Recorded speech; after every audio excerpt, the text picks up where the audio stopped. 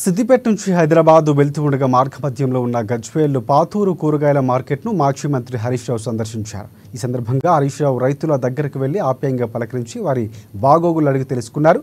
రైతుల వద్ద కూరగాయలు కొనుగోలు చేశారు. గతంలో తామంతా రోడ్డుపై కూరగాయలు విక్రయించేవారమని, ఎండకు ఎండుతూ వానకు తడుస్తూ చలికి వణికిపోయేవారమని, తాము పడుతున్న కష్టాలు చూసిన హరీష్ రావు తమ కోసం మార్కెట్ నిర్మించి జీవన ఉపాధి చూపించారంటూ ఆనందం వ్యక్తం చేశారు.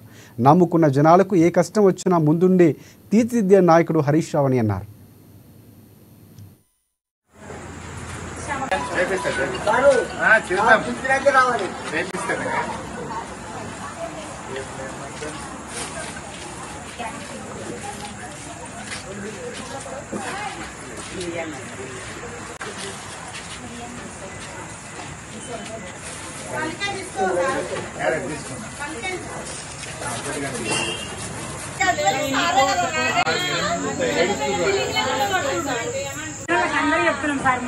సార్